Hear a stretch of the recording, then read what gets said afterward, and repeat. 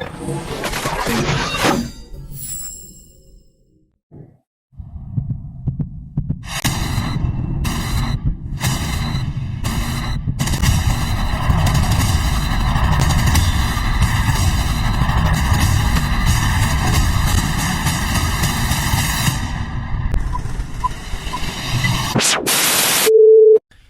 my name is Mohamad FARHAD NAJMY. Now I will explain about liquidity ratio.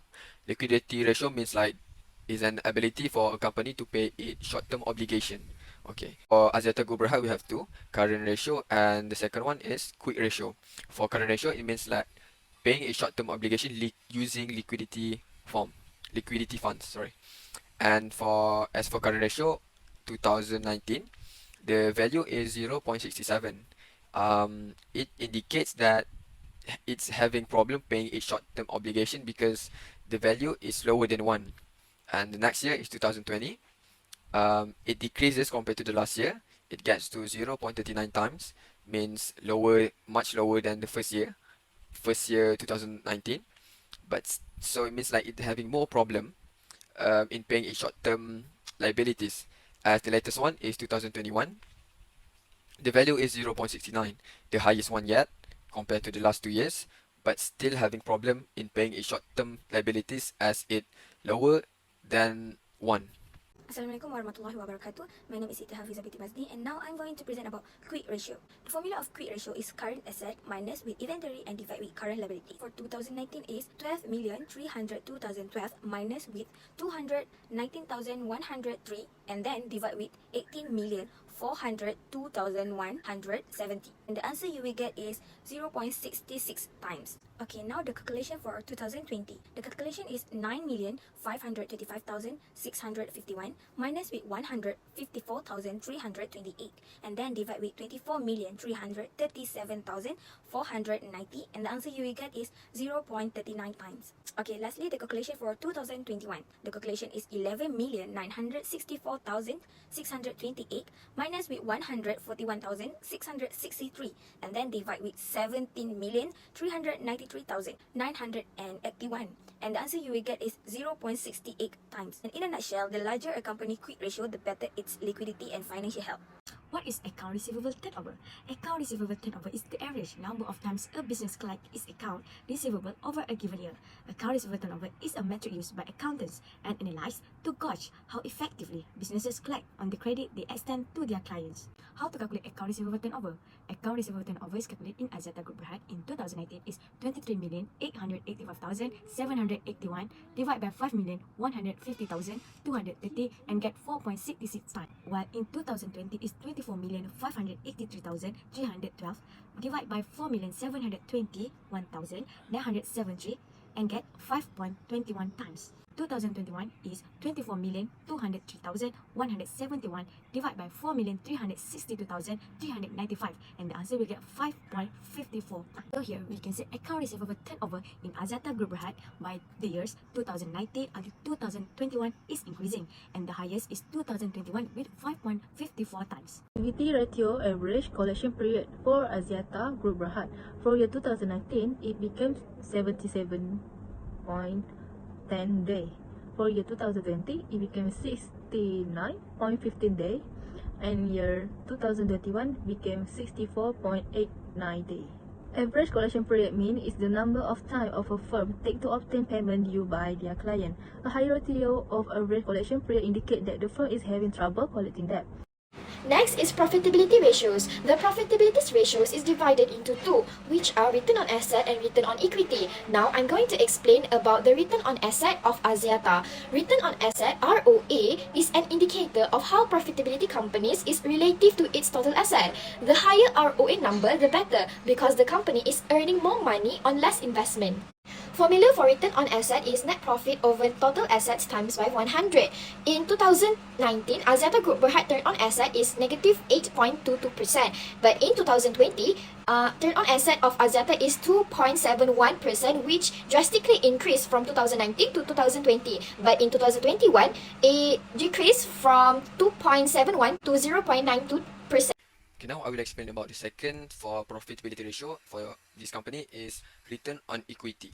Return on equity, the that we get from the return on equity calculation is to measure the company ability and its effectiveness in using the total equity to generating net profit. Also, return on equity measure the company ability to generate profit to its shareholder. As the first year is 2019, Axiata Group Berhad managed to get negative 22.6%, and it shows that it's not a really good measurement for the company to generate profit. As for the second year, 2020, Axiata Group Berhad successfully managed to get 8.17. The difference is 14.43% compared to the last year, and it's actually the company for this year 2020, it has a good ability and effectiveness to generate profit. And for 2021, unfortunately the value itself is decreased to 2.61%. Okay, next is leverage ratio, and I will present about debt ratio.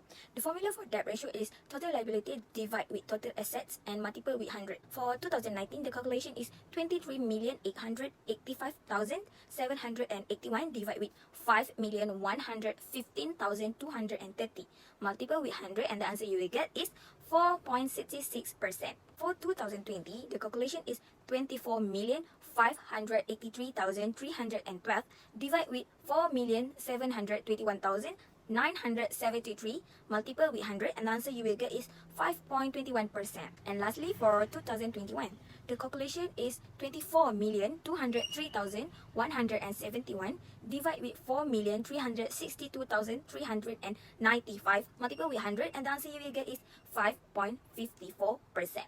In a conclusion, the lower the debt ratio, the less leverage a company is, implying lower financial risk. What is debt equity ratio? Debt equity ratio is the calculates the amount of debt company is carrying by constraining its total obligation with its shareholder equity. The debt equity ratio can be used to determine how much risk is currently present in the capital structure of a corporation.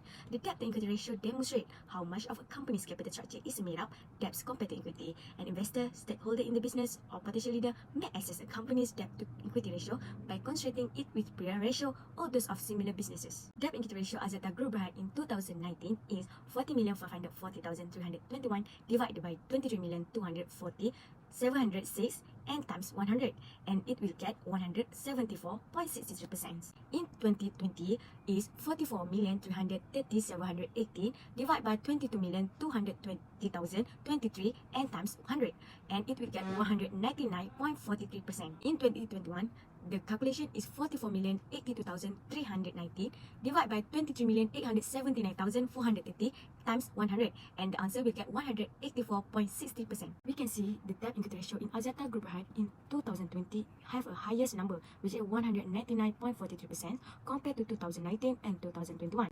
Equity ratio, current ratio CR for Digi.com Berhad. For year 2019, it became 0.67 times. For year 2020, it became 0.61 times. For year 2021, it became 0.49 times.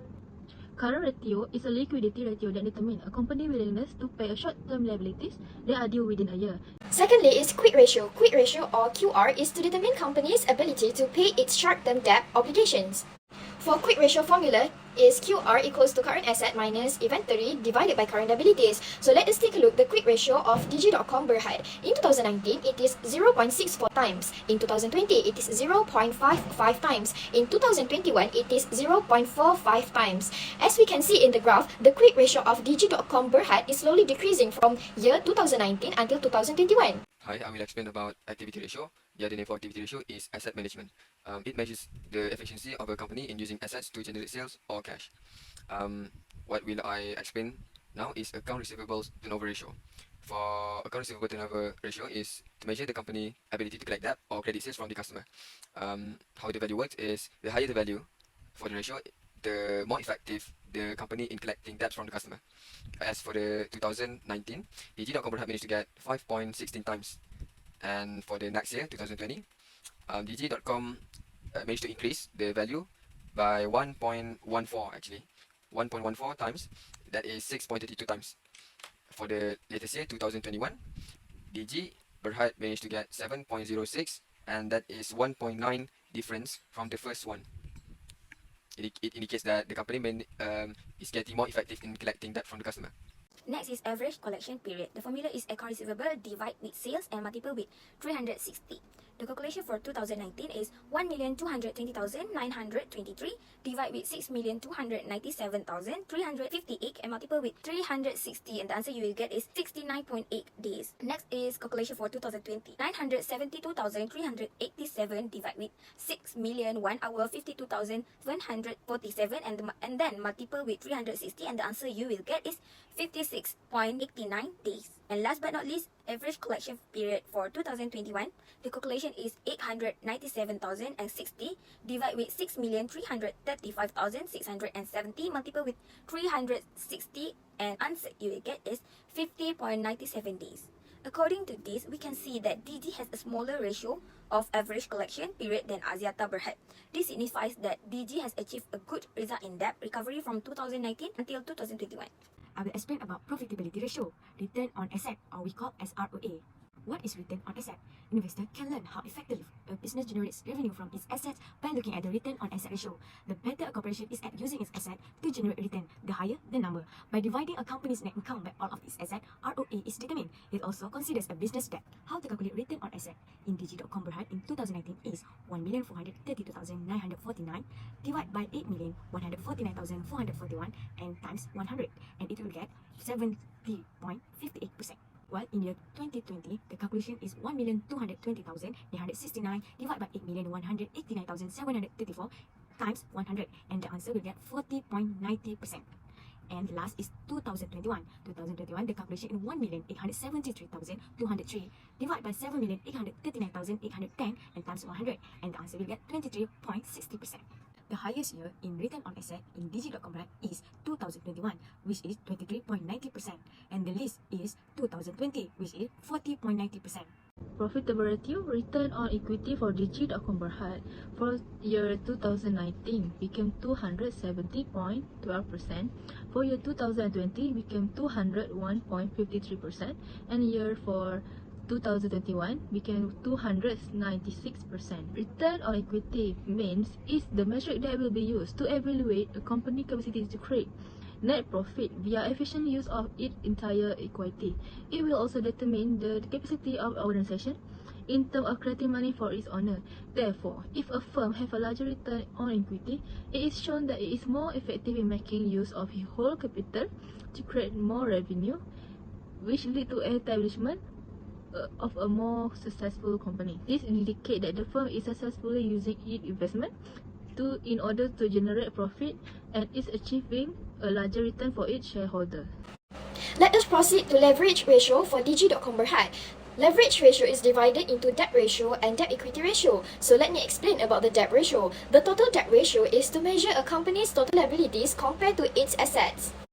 Debt ratio DR for Digi.com Berhad is DR equals to total liabilities divided by total asset times with 100. As we can see, debt ratio for Digi.com Berhad in 2019 is 91.90%, and in 2020 it is 92.59%, which is increasing. This shows that in 2019 the total debt ratio is doing well, but as we can see in 2021 it is decreasing from 92.59% to 91.92%, which shows that in 2020 the total debt ratio is not doing well. Okay, now I will explain the second one for leverage ratio or debt ratio. The second one is debt to equity ratio. Debt to equity ratio is quite similar to debt ratio.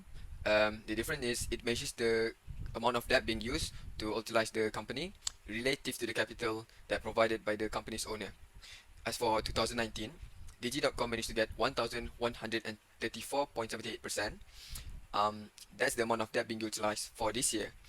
Unfortunately, for the second year is 2020, Digi.com got 1,251.26%. The higher the percentage is the greater the risk for the company. And sadly for this year, for the year of 2020, it increases. As for the 2021, the latest one, debt to equity ratio is 1,138.88%. Fortunately, it decreases from the last year, but still greater than 2019. So that's the amount and the total percentage that being used to utilize the company.